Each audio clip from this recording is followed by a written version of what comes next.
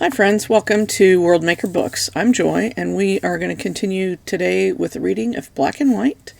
This will be chapters 13, 14, and 15. So we're going to get started right away with chapter 13. Molokai Middle School, Molokai, Hawaii, Earth, August 28th, 2036. Monday was a lot of fun at school, especially science. The Hawaii School District had paid to get access to the Galactic Union's version of the Internet, called the GalNet, and the science class spent an entire hour wandering through it. The interface they used, something called the Ethernet, had a built-in translator. However, it was slow and seemed to struggle on some things. The teacher, Mr. Finch, kept it to astrophysics, making it mainly a lesson about hyperspace. "I know this stuff is mostly math," Mr. Finch said, pushing his old-fashioned glasses back up onto his nose. "But the basics are pretty fascinating." The class's big display showed a graphic representation of hyperspace, strange lines and calculations surrounding an almost comical-appearing ship. Ships are shunted into another dimension via the stargates and pulled to their destination via their hyperspace navigational computer. It's apparently very old technology, and little of it is explained. Fascinating. Every trip, no matter how far you travel, takes exactly 170 hours. A strange coincidence.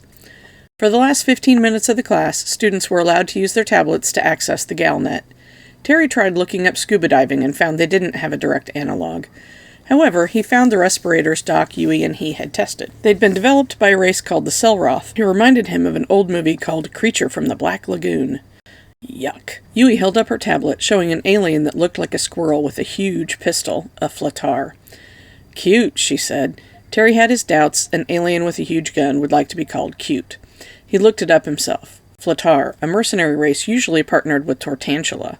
Looking up the ladder, he gasped. A wasp crossed with a spider. Holy crap! He almost held it up for Yui to see, just for the shock factor, then decided against it. The rest of the day went by without anything nearly as interesting. He said goodbye to Yui and fired his bike up, heading toward the Inter-Island shuttle. His dad had given him a pass just after he got back, and he regularly rode the high-speed boat to Honolulu to visit his mom. He hadn't gone that weekend because he'd gone diving, and now he felt guilty. He was lucky the boat was just finishing loading. He swiped the pass and walked his bike on board. By the time he'd gotten a seat, the boat was leaving the harbor and already climbing onto its hydrofoils. "We'll arrive in Honolulu in 15 minutes, the announcer said. Just enough time, Terry thought, and went to the onboard snack bar. Back in his seat, he munched the obligatory hot dog and Coke as the ocean raced past at 120 kilometers per hour. Honolulu had all kinds of ridiculous rules against riding powered bicycles like his on the sidewalks, and even more rules against riding them on the roads. What they didn't have was a way of stopping him. He always grinned as he zipped along the sidewalk, ignoring the annoyed pedestrians and the occasional yell from a cop. He got to Queens Medical Center 10 minutes after the boat docked, less than half an hour after leaving school. "Personal record," he said as he locked the bike into a space on the rack outside the main entrance. A woman walking past looked askance at him, and he smiled back, which didn't help.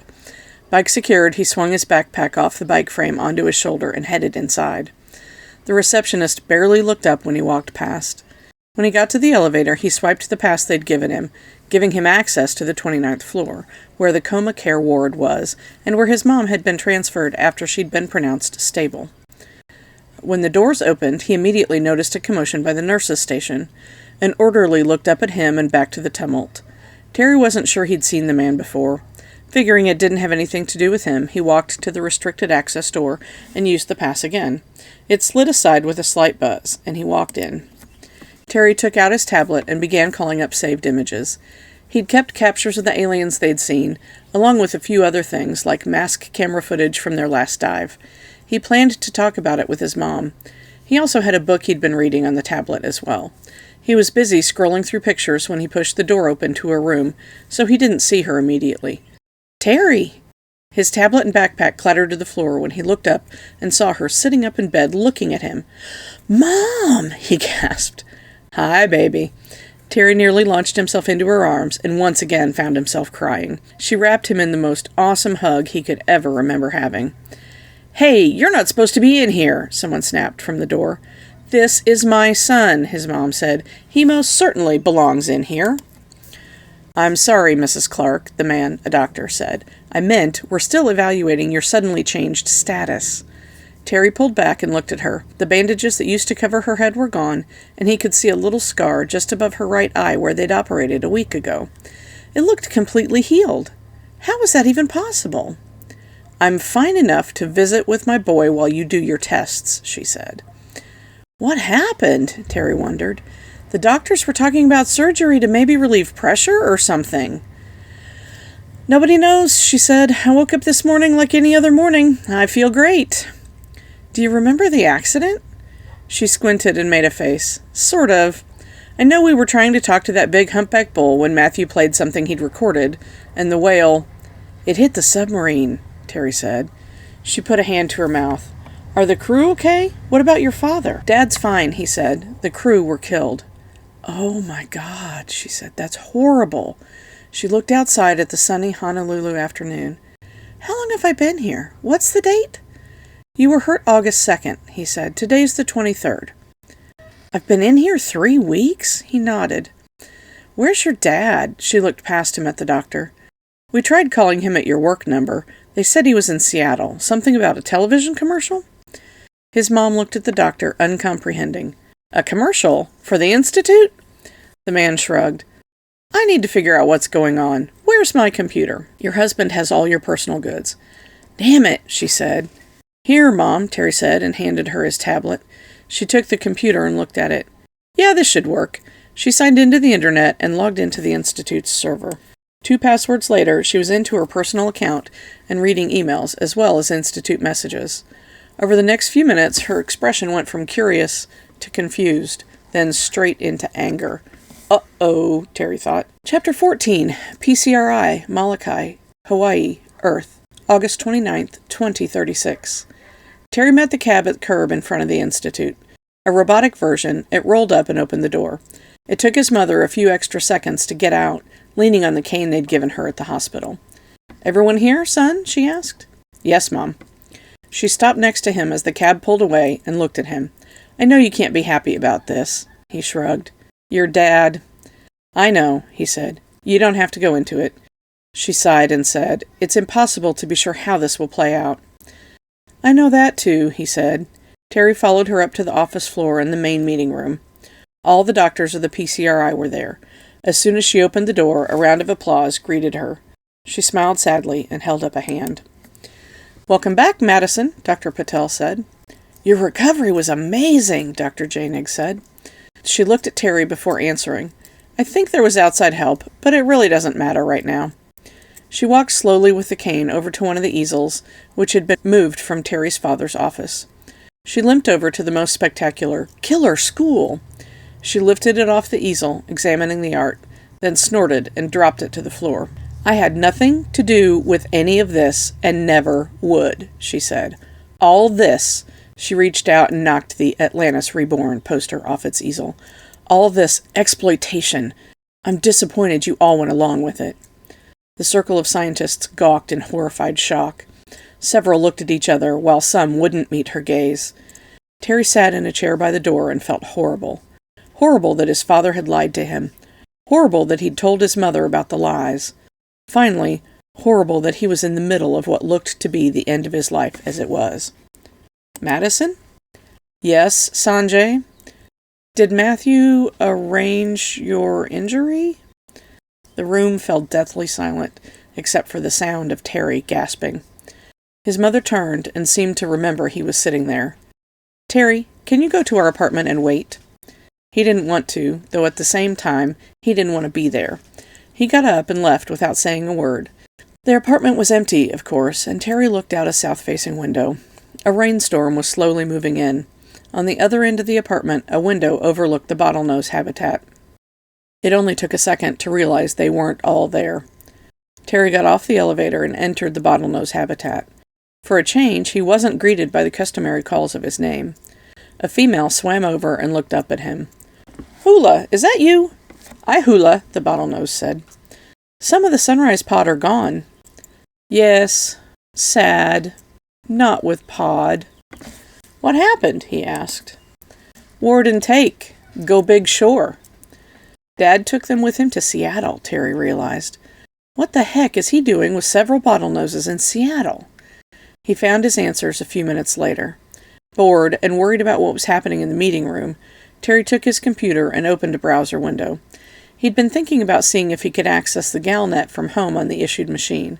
The teachers said they could, though their access was limited to a certain number of users at the same time.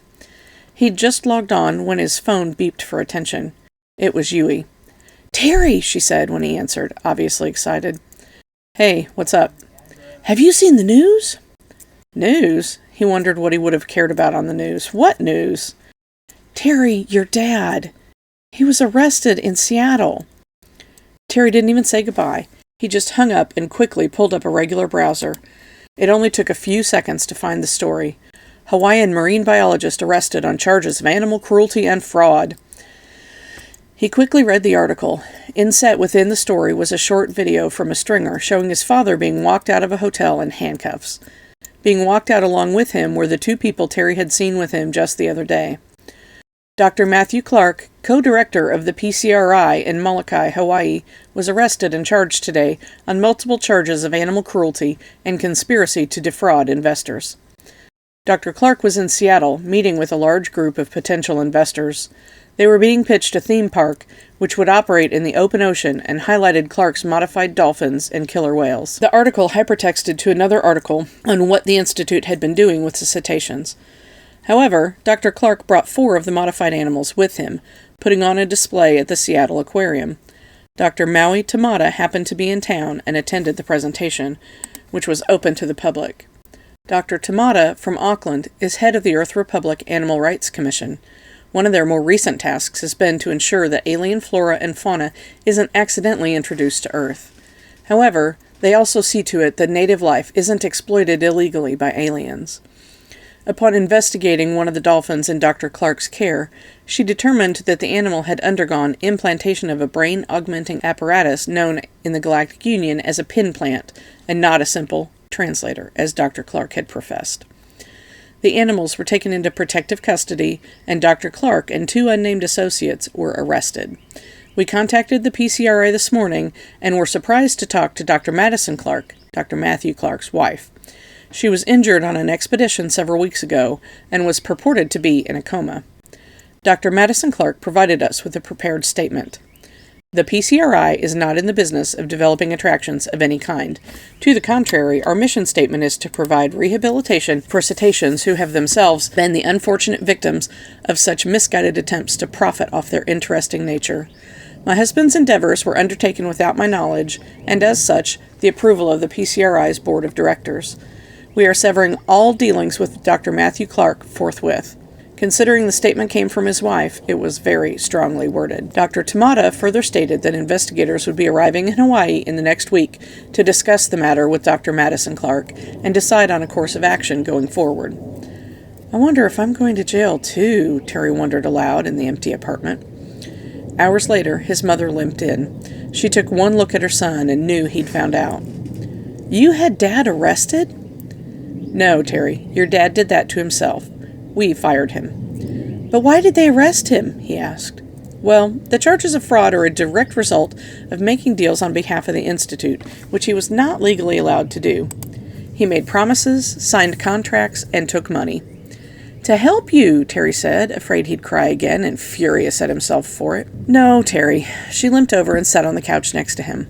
"I know your dad told you insurance wouldn't cover what we were doing, but that was just another lie. No, it didn't cover all my treatments, or the payouts to the dead crew of the sub, but it did cover most of it. Our backers and the government would have helped with the rest." "Then why did he do it?" "I'm afraid we're going to have to ask him that ourselves," she shrugged. "I want to think it's just a misguided attempt at helping the cetaceans." "You want to, but you don't think that." She shook her head no. "I'm afraid there's a lot of money involved. A lot of it went right into his personal account." "How much?" "Several $1,000,000. Maybe as much as 50 million. "Oh," Terry said.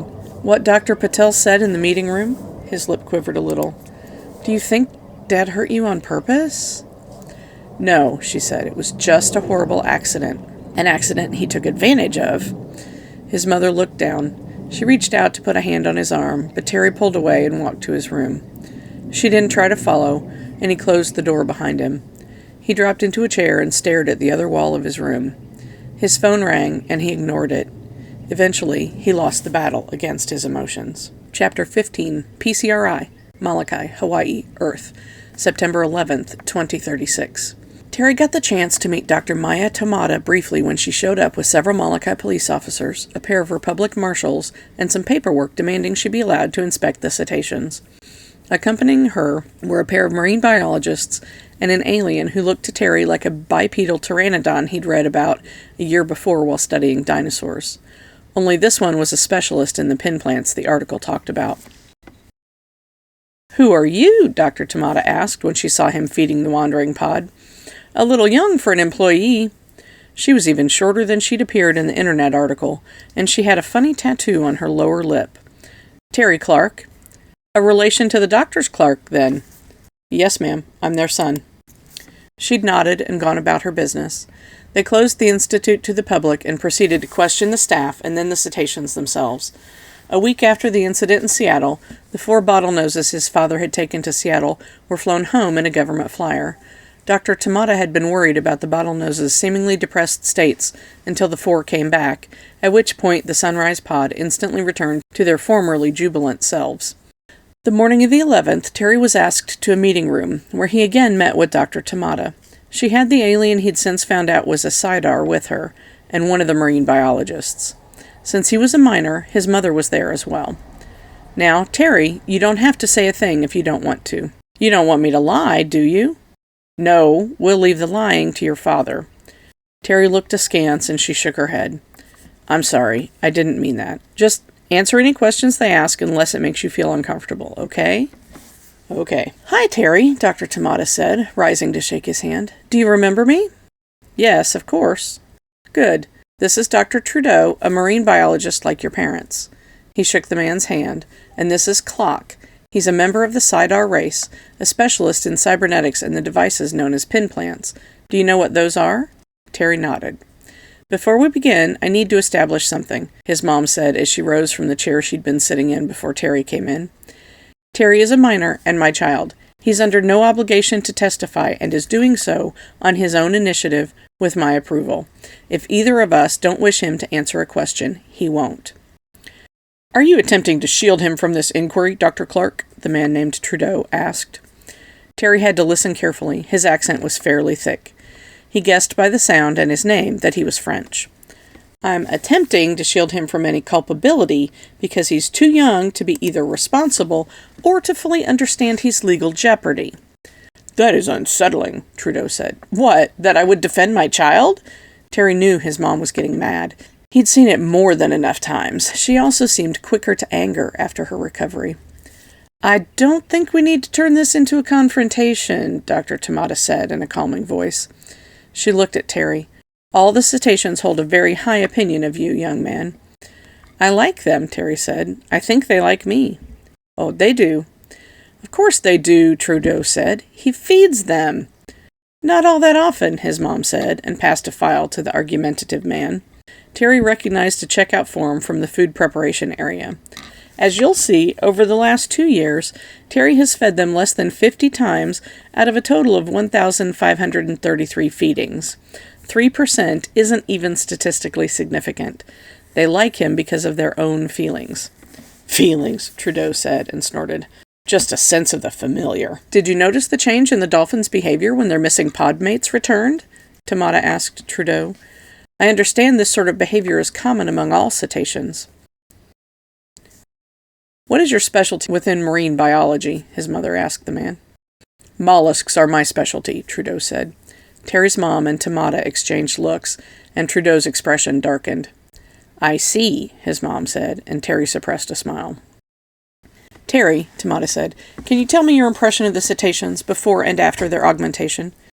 "You mean besides their ability to speak English?" She nodded. "Well, they've become much easier to work with, of course. I could only tell personalities by actions before, but now I can tell they all speak differently as well. The Wanderer and the shore pods of orcas are also much more different than I could tell by just watching them before." "Can you elaborate?" Tamada asked. "Sure," Terry said, and glanced at his mom. She nodded for him to go ahead. "The 2 pods are different kinds of orcas. I knew this already, but now I can tell they think differently, too." "How so?" Well, they both know about Shul, but they think about it differently. There's this fantastical Shul merde, Trudeau said. I'll ask you to watch your language, his mother said.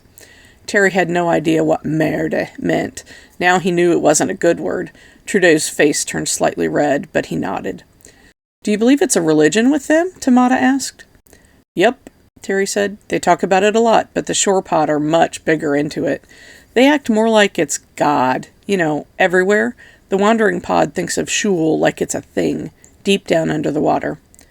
Clock? Can you elaborate? Tamada said. Is this religion possibly a side effect of the implants?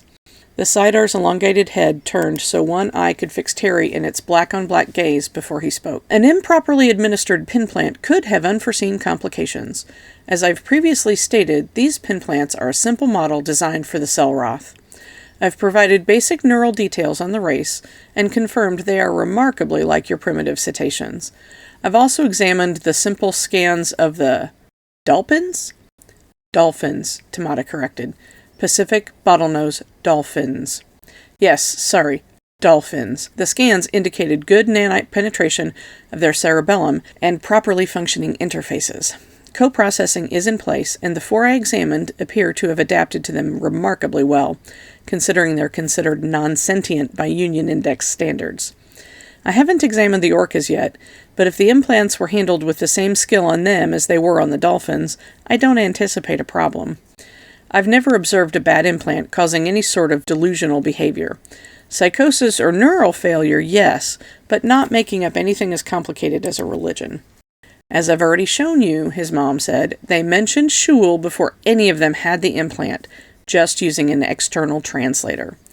We'd assumed it might be a problem with the improvised matrix, but after the implants, the terminology remained and was greatly expanded. Mom, Terry said. She glanced at him. I don't understand all this. What is Clock saying about the translators? They aren't translators, she explained. Indeed not, Clock agreed. In the Galactic Union, they're called pinplants. These are used to interface with computers, store data, and augment learning. They're nearly ubiquitous among many established races. He turned his head slightly, reached up with a wing which sported a vestigial wing membrane, and touched the side of his head. Terry could see a little circuit board there. It had something plugged into it and a tiny yellow light. Your father, his mom said, and sighed. He bought the implants without doing any research. They were old technology. Yes, Clock agreed. Those pinplants are extremely old and not used anymore. The Selroth haven't used them for 500 years. So they were broken? Terry asked. No, Clock said, shaking his huge head slightly from side to side. Just old. They are medical class devices, and if the seals are properly maintained, they will be usable for thousands of years. Based on the packaging I've examined, the ones used were in perfect condition. We guess an unscrupulous free trader took advantage of your race's ignorance to get rid of some old inventory. That sucks, Terry said. Isn't it against the law in the Union to do that? The Sidar made a coughing sound. His translator turned it into a ha-ha-ha sound. Law? You humans have much to learn about the Galactic Union. The Union takes caveat emptor to an entirely new level, his mom said. Terry looked at her in confusion. That's Latin for buyer beware. Oh, Terry said. They asked a few more questions about care for the cetaceans and how they were looked after when guests came in. Had any of them been harmed by an interaction with a visitor? Had any of the cetaceans harmed a visitor? No, none of that, Terry told them. Do you think they're stable? Dr. Tamada asked. Trudeau rolled his eyes dramatically. I'm sorry? Terry asked. She means, are they acting normally? His mom said. Like normal dolphins and orcas? Terry asked. Dr. Tamada nodded. No, not really. See? Dr. Trudeau crowed.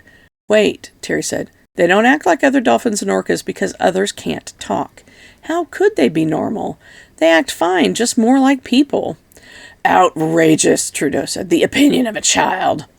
Still, worth listening to, Dr. Tamada said. Thank you, Terry, for answering our questions. You can go. Can I ask a question? The two human doctors looked at each other, but Tamada answered before Trudeau could say anything to the contrary. I think that's the least we can do, young man. Trudeau sighed and sat back in his chair. What's going to happen to them, the whales and dolphins? The Earth Republic High Court will have to make that decision, Dr. Tamada said. I believe, ideally, removal of the implants would be the ethical thing to do. They're unlikely to survive the procedure, Clark said, then shrugged. Terry was surprised to see a talking dinosaur shrugging. I'm a little surprised they worked at all, probably because they're basic implants. You mean they'll die trying to take them out? He looked at Dr. Tamada in horror. That's what Clark has explained. She looked at his mom. I'm afraid euthanasia is not out of the question, considering what the animals have been put through. They're not animals, Terry said defiantly. They're people. Dr. Tamada looked at him with a slightly sad expression. I'm afraid that isn't what the law says. Well, then the law is wrong, Terry said, and left. Later, his mom came back into their apartment looking tired. I'm sorry if I was rude, he said. She smiled and limped over to give him a hug. You have no reason to apologize, and you weren't rude. I think they were. Would they really kill them because of the implants? I don't know, she said. I just don't know. I'll do anything to keep that from happening, Terry said. Anything. Thanks, son, she said, and gave him another hug. All right, that's the end of our reading for today, chapters 13, 14, and 15 of Black and White by Mark Wandrey. We appreciate you taking the time to listen to us today. If you liked what you heard here, please click the thumbs up and subscribe to our channel. And if you feel like it, share us with some friends. We'd appreciate it. Every like and watch helps our channel to be seen by more people. And we appreciate your time, and we will see you again next week. Thanks. Bye.